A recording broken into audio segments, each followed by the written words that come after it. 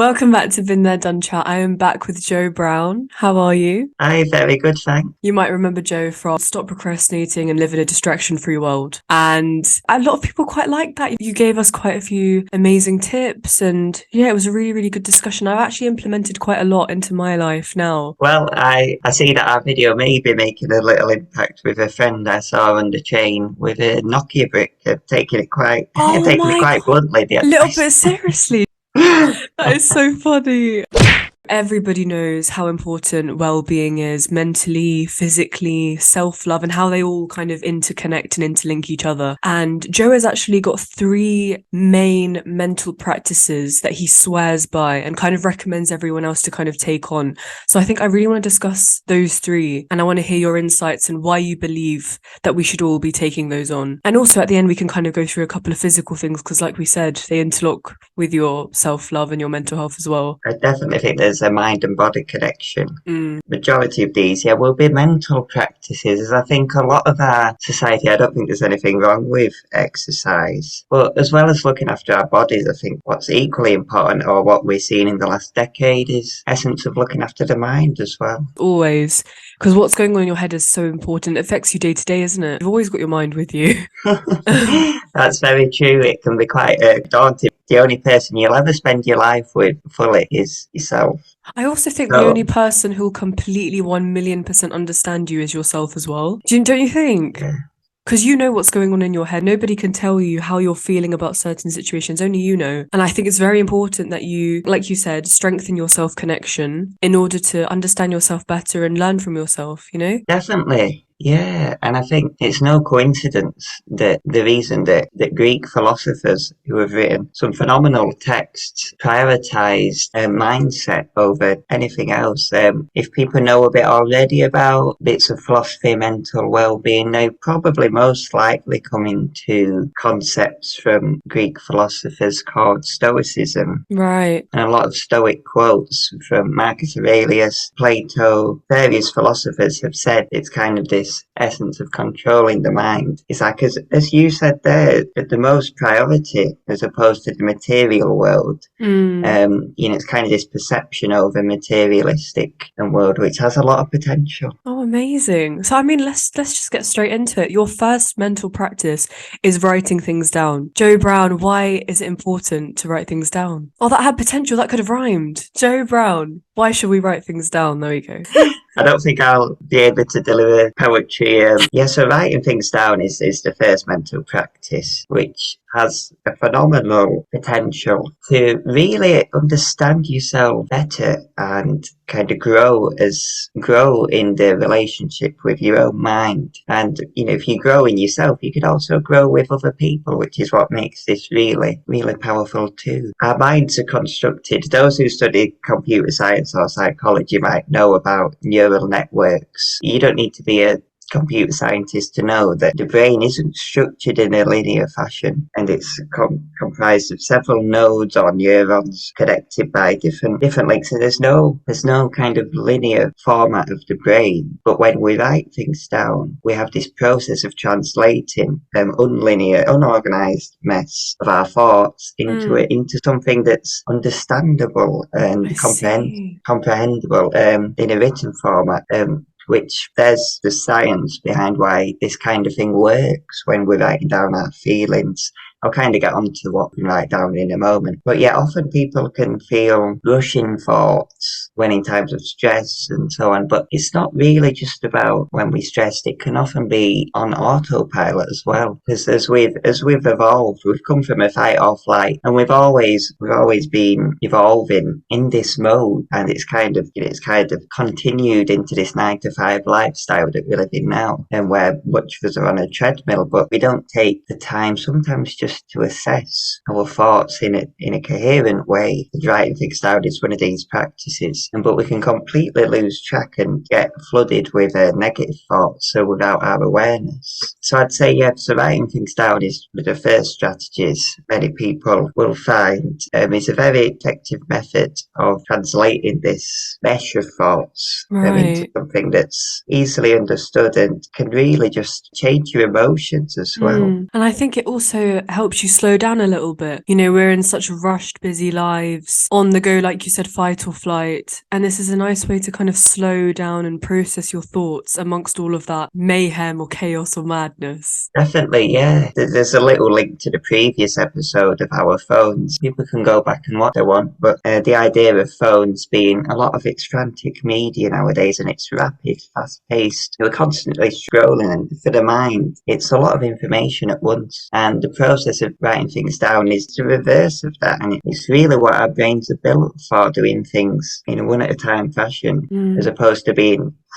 like an overwhelmed bam of information, bits everywhere. It's almost like our brains, we wonder why we're living in this more of a fast-paced society nowadays. Yeah. So what would you recommend to everybody listening to write down in order to enhance their well-being and strengthen their self-connection? One of the best practices that you can do, I do this on a daily basis. You don't need, I'm not talking, you don't need, the great thing about this is you don't need an hour. You don't need to sit down for an hour with a piece of paper and think, what shall I do? Right. The great thing about this is that you can just take out 5 or 10 minutes in a day, and just by a little bit of, so journaling is the topmost method, I'd say, which you can almost write about anything, but there are many journaling practices which you can use. And if you don't know where to start, my journaling process briefly is to start with just writing down the things that have happened in the day. Okay. Also, anything that's just currently on your mind. That's the number one thing I'd recommend to everyone. Just anything that's on your mind that you haven't had quite 2 seconds to think about. Because we do live in this, it might have been on the bus, and it can be whether it's associated with any worries, or maybe it's not, because often the best solutions and the best outputs from writing things down is write it down, the positive and what's going well, because the more you, as I said from earlier, when you're writing things down, you remember that you're materializing these thoughts. So if you're writing things down, it sounds a bit far-fetched to say it, but logically it's really not too distant. But if you imagine you have a great idea in your mind, or just an idea of growth or discovery, like, oh, I could do that and that would be brilliant, whatever insight you might have as you're going about your day, how you can grow as a person, or you met up with that friend and you had such a good time, oh, we should meet up more, and rather than just letting it skim past your mind and then you never see that, you let it go, they live too far, right, well, we won't bother about that. And you keep going about your day and so on, and time passes and, you lose touch with a friend, but you just write down what a lovely meetup that was with. And as you're writing things down, you find solutions. Oh, they live a bit far, but X, Y, Z. And, just by writing down the nice little experiences that you've had in your day, whether it was a friend with a coffee, you called your grandma, whatever it was, putting those things into a written form emphasizes them in your life. Right. It kind of reiterates it, and that's what's key, because otherwise, it can be, I don't want to use the word scary, but the reality is, your mind, it's not a permanent storage box. Right. This kind of links to the second thing to write, writing down memories, really does help to emphasize those. And I would say we'll get onto a bit more of the scientific studies as we progress, but I would say on a personal level, and quite a logical one too, if you are writing the memories down, I would say on a personal note, without research, but it would very likely increase the chances of similarly oriented things, or just whether it's memories or personal growth, it increases the chance of those happening again. Right. And the reason I think that's true is to think of the opposite. So you think by writing them down, well, it's not going to make them not happen again. Right, I see. I've got a question. Yes, yeah, go for it. What would you suggest to somebody who maybe doesn't have positive thoughts and they think quite negatively, or they've got negative thoughts racing their mind? What would you recommend to them in terms of writing down when they've only got negative thoughts, or majority is negative thoughts? So the first approach, if you're dealing with lots of negative thoughts, and challenging times, is to pretend, you just have to temporarily do it until things get better. But it's just keeping the positive energy going, right, even though it doesn't connect with your belief system. So your belief system is raging. You're like, oh, I'm not good enough. Oh, this is rubbish. Or I'm unhealthy. And all of the outside, everything's going absolutely. I might as well. All those thoughts, you're just going to have to cancel them out. Just simply write down the little things, which are actually what you focus on what you've got. I completely understand your point about, if you write down those thoughts, you're kind of emphasizing on them, and then obviously will basically manifest that into your life even more, because when you write things down, you believe it more. Do you think, though, it is a healthy way to kind of get those thoughts out in a way? Maybe writing down 2 positive thoughts for every negative thought. Do you think that's a good way? Because I think it is also a nice way to get things out in a healthy manner, the negative thoughts. Yes, 100%. In fact, you kind of beat me to it to approach number 2 yet, Oh, which sorry, we'll get on to that one. perfectly right in that, it's getting, as well as getting to a stage where you're writing down positive things, even in a negative mindset, because that won't do any harm whatsoever, is what you've got to remember. You might not be believing it because you're in a negative mindset, but it will eventually, over time, build you up on the ladder, as previously discussed, of mental health. But because the more you tell yourself something or the more you hear it, the more you're going to start to believe it. definitely, by writing things down, you have that clarification as well, and assessment of now what you said earlier. So this is approach 2. So writing the things down, writing these negative things down. You can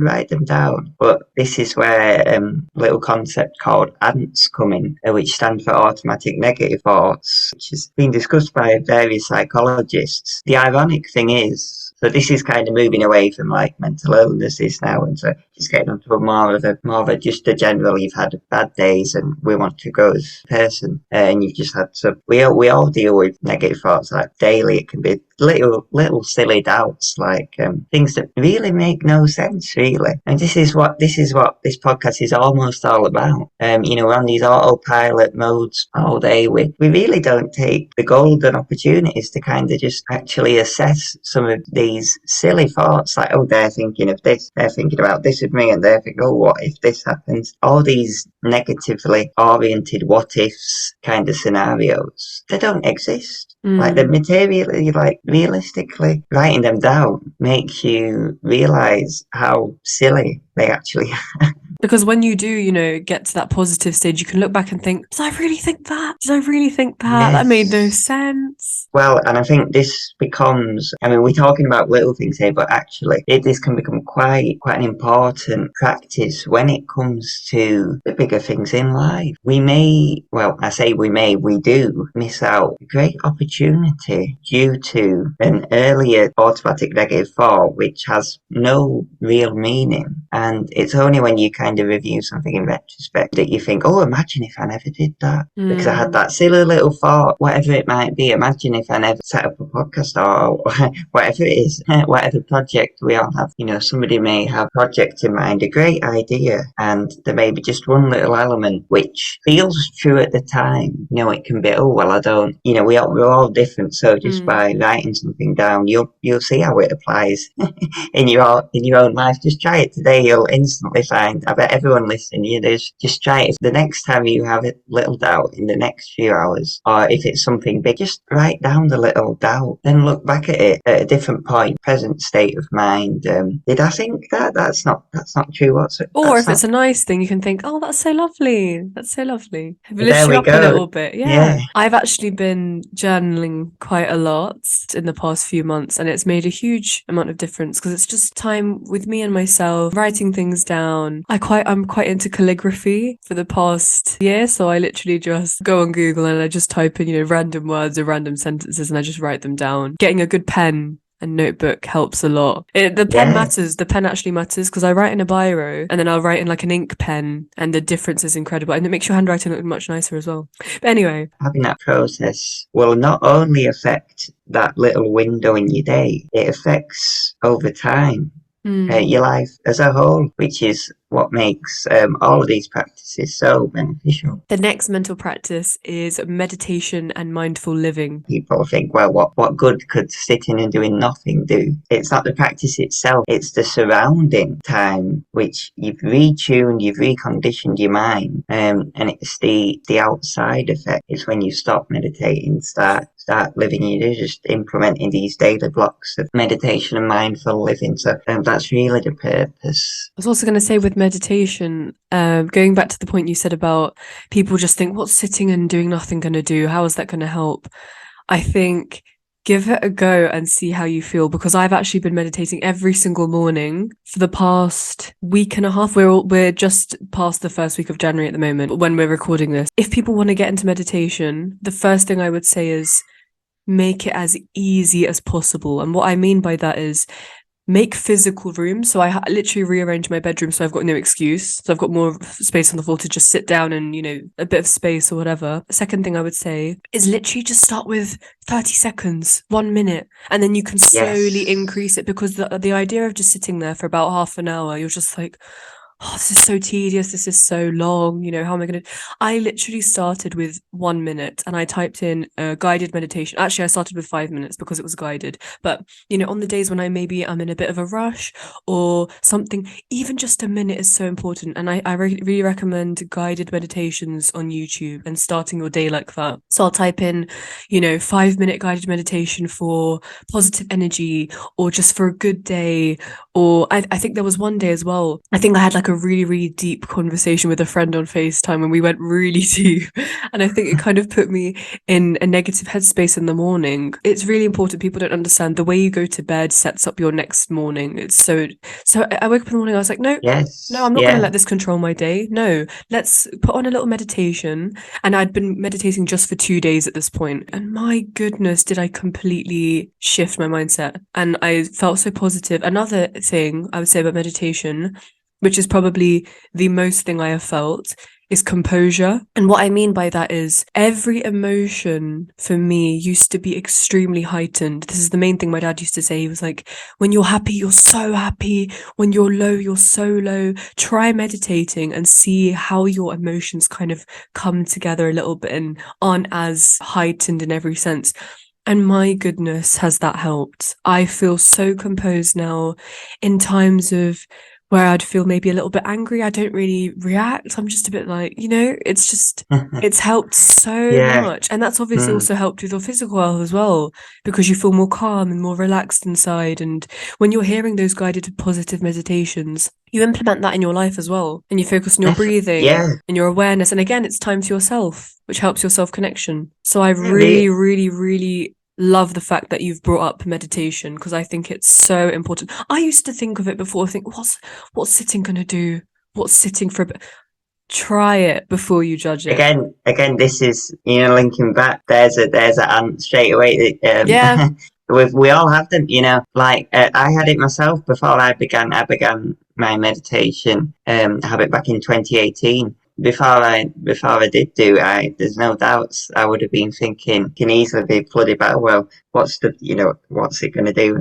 But we could never take the opportunity to go forward. But really glad you've shared that. Sorry, Garima. For any sciencey people listening as well, the interesting thing is recently lots of scientific. I mean, we've gone on anecdotal evidence as a society for quite a bit, often from Eastern principles, Zen Buddhism, and recent Western science as well has started to actually, through about eye scans, brain scan technology, has actually been able to see that, hang on a second, seeing the positive effects. I mean, there's a range of brain waves, but our brains go into alpha state when we meditate, which is unlike beta state, which is fully aware, and which is good in so it's the fight or flight we were discussing earlier. It's useful because it gets us to solve problems in the day and gets us to be aware and alert. I'd really recommend everyone just to try, as you say, I think guided meditations, because then you don't have to worry about what to do for the minute, and when the time's up, someone's talking to you. Do you know what I mean? That's true. I mean, YouTube's a very, very good resource, I'd say, and there's various apps as well. So, Joe, what is a typical meditation practice for you? What does it look like for you? Throughout the years, there's various different practices which you can apply, but what I've found and that I use most commonly is a sense of, and I'll have it in different phases, and phase one would just be, I always listen to music. It's just a default which helps me to retune into meditative state, but you can do it without music if you like. It's just tuning in with a breath. Is stage one. and it's becoming curious of the breath, because the breath is something that we've always got, and curiosity is a very important feeling and a very insightful feeling, I think, as well, that, linking to the wider impacts of meditation. You'll find that the more you meditate, especially in this first phase, if you're using breath awareness and curiosity, you'll find it coming into your life as well, and in different contexts. Right. Number one is becoming curious of the breath, how your body moves as you breathe, and just the feeling as you inhale and exhale, and going from there as you meditate. And number two is visualization. Visualizing is very powerful. It kind of links down to the writing things down, emphasizing the retuning your mind in the right domains and the right frames to help you grow and to help your whatever goals it is, and just your daily, just visualize your day going superbly well. Have a plan of your morning routine, what it may look like, anything to look forward to. It takes time, these sort of meditations and benefits to come through. But yeah, number two is a visualization. Number three can be gratitude as well. So as much as it's good to look ahead, you can reflect back as well. Some of the most powerful mental insights do come in a state of alpha. So as previously discussed, with beta being really fully aware, and when we're in alpha state, whatever discovery you might have in the day, because for me, meditation has, as someone who's been doing it for several years, one theme that I found has most grown for me has been discoveries and ideas, having ideas coming in alpha states. So I rarely have a good, like, as I'm sure all of us, if you're midway through an essay, or you're rushing to get out of the door, or you're doing the next task, or you're filling out a form,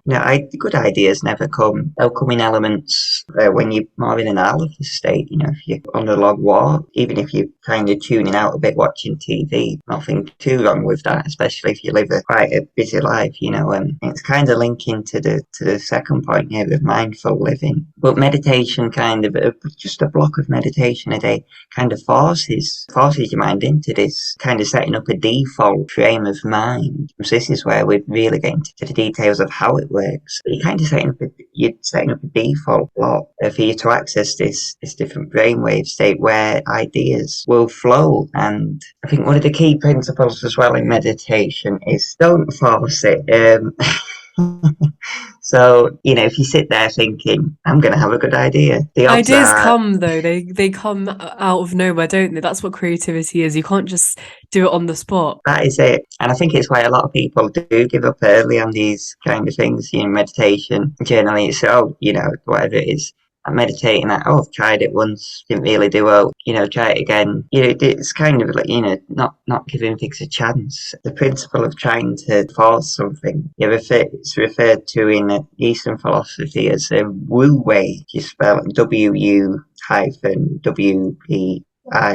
So Wu Wei translates as doing nothing or non-doing, but really what the essence of meaning is it's this principle of going with the flow, but it's a backwards law in psychology of achieving things by non-grasping. As you kind of learn about meditation, what you'll find is, as we go about our lives, we'll often grasp at things in trying to force things. There's infinite context which this applies to. But letting go is where the power of, you can have the ideas. As you just said earlier, creativity comes not by, you don't sit down and force an idea. It's letting go, because the more you let go, there's a lovely quote I love, by the way, about the Buddha, which said that he unlearned one thing every day. Like, he didn't learn something new every day. He unlearns, not learning new things. It's unlearning the misconceptions that have limited us in the past. So that could be negative thoughts is a great example of that. Unlearning that and turning that into positive thoughts, rather than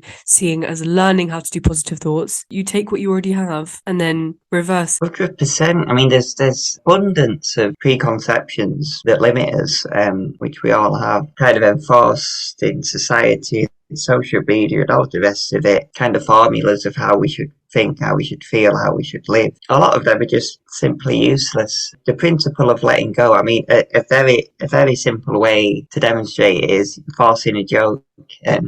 So, we've all been in those group situations, and class clown is another example, isn't it, where you've got that one person who's doing things for the sake of it, or like complete lack of any genuinity, or egoistic. I mean, there's a great book, Ego is the Enemy. That's a fantastic book. It's kind of, as you meditate more, it's kind of losing sense of ego and becoming more aligned with sense of self, which is really what we're talking about here with self-connection and self-enhancing well-being is often about, if you were to think of it on a surface level, self-connection, I think your self-connection is not selfishness, or self-love, self-connection. There are two broad strands, you've got the self and you've got the ego. If one is egoistic, and it really it's kind of the reverse, so it's actually removing that egoistic selfishness and kind of replacing it with the opposite, and you'll find that it applies to other elements in your life as you connect with people as well. No, that is beautiful. That is beautiful. Your final practice to enhance well-being and strengthen your self-connection is spending time on personal development. So does that mean hobbies? Does that mean your self-love? What does that entail? Yeah, this final practice, so moving away from the bit more philosophical, I'm into the practical now. So this part of the podcast will be particularly juicy for those people who are more practical natured as opposed to the more philosophical. So there are a variety of practical things. So there's been many studies about learning new skills, always taking the time, and whatever your lifestyle is, to learn something new.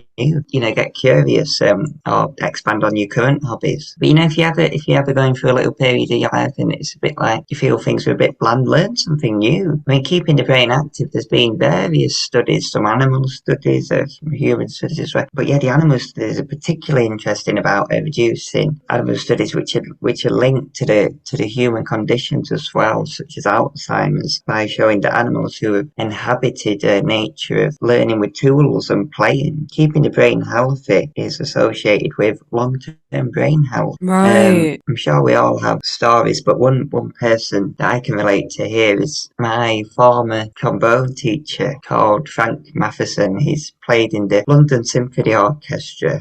Phenomenal trombonist, and he only stopped playing approximately 5 years ago on the trombone. You'll hear him if you listen to the Star Wars soundtrack. A little listen. No way. He played the bass trombone No way. And there is John Williams' original soundtracks. No way. So that was your out. teacher. Oh my God, that is incredible. That is a flex. You need to talk about that more often. Yeah, he's told me quite a lot of funny stories about. I mean, one thing is obviously he can play the trombone very, very well. Yeah. I know that myself. But other things is I only stopped playing the trombone 5 years ago, and that was when he was 90 years old. Oh wow. He's doing phenomenally well age-wise. Bless him. He's incredibly healthy. He stopped playing table tennis only 2 years before he stopped playing trombone. Wow. So, 83. Having hobbies that, I mean, he was always, when he wasn't playing trombone, he had the table tennis every Thursday, and he had various other hobbies, but there's no coincidence there about long-term brain health. I watched a documentary on that a few years back. Keeping, just learning new things, keep things going, try out new hobbies. Even if it's a bit of Sudoku. Yes. Oh, I love it. Yeah, it stimulates the brain. It's really good. Keeps your brain active. Can't get enough of it. Yeah, if you've got mobile phones, from the last episode, get yourself a crossword app. They're great. They're fun. Just a bit of chess, watching documentaries, learning something new. Absolutely. Have you got any other examples of things that people could maybe try out if maybe they don't know where to start with that self-development? You could just list out some skills and hobbies, or ways for people to educate themselves and gain knowledge and help with that long-term brain health. Quite a list. You've got on online tools. There's if you're seeking a documentary, there's Curiosity Stream. That's a very, very good streaming service offering. There's all sorts of science, neuroscience, animals, linking back. So Curiosity Stream's great, and you can literally get yearly subscription. Oh, amazing. I'll link that down below. Definitely, yeah. Fantastic to get that creative energy going. Online courses, udemy.com. You can basically learn anything, anywhere nowadays, anywhere digitally, that is. So make So use you of it. Take advantage of that. definitely, yeah, you don't need to go to university nowadays to learn new skills. You can just go to your local library and, get on the computer, and whether that's reading an article, you can even go to the library and get a book. Books are great ways to gain knowledge. Podcasts as What you've got well. Podcasts are great for different insights and different opinions, ways to kind of expand your knowledge and awareness of the world in some sort of way. the internet's fantastic. As much as we may have Right. said about the negative effects of the internet, I mean, I the love it last if you're giving it able to its yeah. I love the internet if you're able to kind of, balance those negative effects and, take time when you need to. I think it's an amazing thing, the internet. More recently, we've got Chat GTP.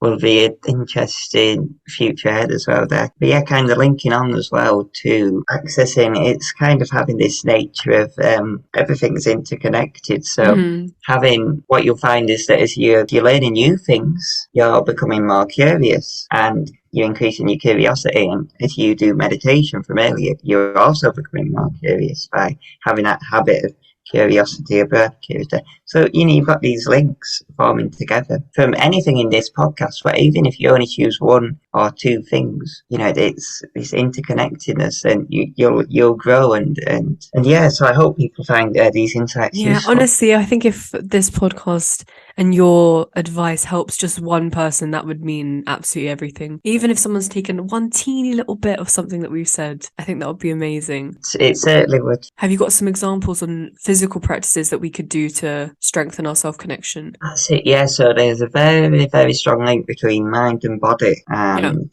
these are now at the most practical level, easy to do, like very quick, instant habits that anyone can do. One of them is exercise, heavy and light. So intense exercise obviously has an abundance of research about, muscle building, muscle growth, or cardio too. The more recent studies link into, again, brain health. It's not just about physically active, it's again a connection between mind and body. I don't want to use the word trial and error. It's it's like a DIY trial. Try it yourself kind of thing, isn't it? That you go on a run and you feel, you've got the science behind it, it releases dopamine, the feel-good hormone. That's it, yeah. Touch on a little bit of philosophy from earlier as well. It's this essence of balance. Yeah, a big philosophical insight into Eastern philosophy, particularly, is an essence of balance. So if people have ever seen the yin-yang symbol, which is white and black, split in the middle by like a letter S. So that symbol representing balance, which is very, very heavily emphasized in Eastern philosophy. And one little thing with exercise is you're pushing your body. It can be this, one of the doubts might be, why would I want to go? And people never used to go on a run. This is an interesting one. Before we knew about exercise, somebody used to be jogging in the 1800s. It's like, what are you running away from?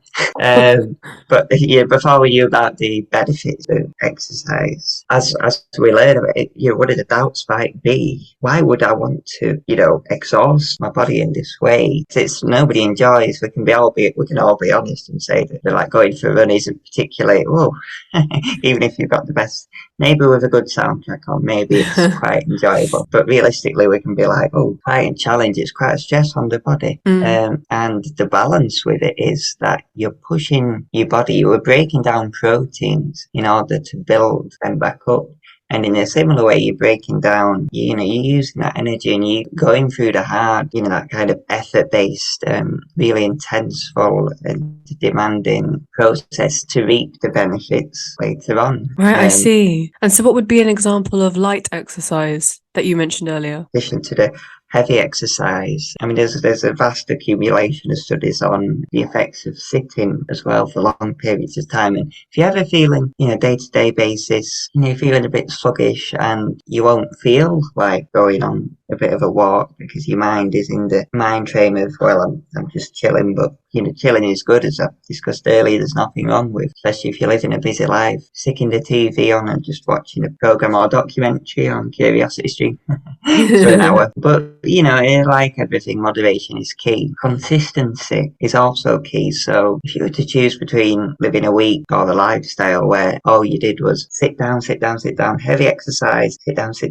for 8 till 10 and so on, and then, that would be a lot less healthy than having maybe 2 or 3 intense sessions, but just making sure that in each day that, you're sitting down, whether it's a desk if you're a 9 to 5 work, or whatever it is you might be doing, and just having little brief light exercise periods. That can be a 5-minute walk, 10-minute walk, Even rather than doing stretching, oh yoga. Just to add to the point you said earlier about if you've constantly, not really doing exercise, then suddenly you do exercise. It's also a shock to the body. You don't want to do that to your body. You want to yes.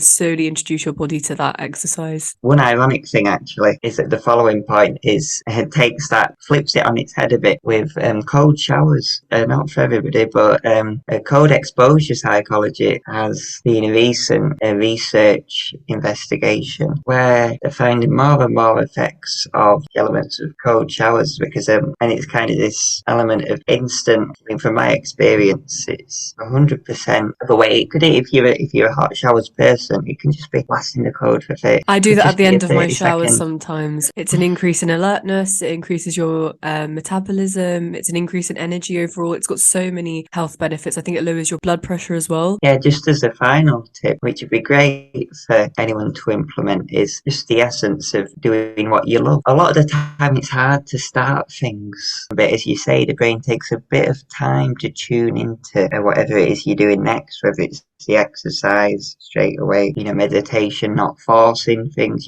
Things take time. It's having that patience, and this links to the idea of starting a little reading session or a bit of crossword puzzles or whatever it is that your vibe is. We're talking about whenever you're in a bit of a lower energy state, and spending downtime in a really meaningful way that often isn't on our phones, as many of us do now. But to really tune in, you might be meditating, for instance. One of your discoveries or insights is that, what if I tried that? What if I did, for instance, I've always wanted to cycle, I've got the money to buy a bike now, I could, whatever, and kind of growing from there. But just with what you already do, just to simply do what you love. Nobody starts off relaxing bath or whatever it is and instantly feels, all the benefits. It's over time. Always definitely. you always see it later. You just have to keep pushing and not think, just do. That's very good.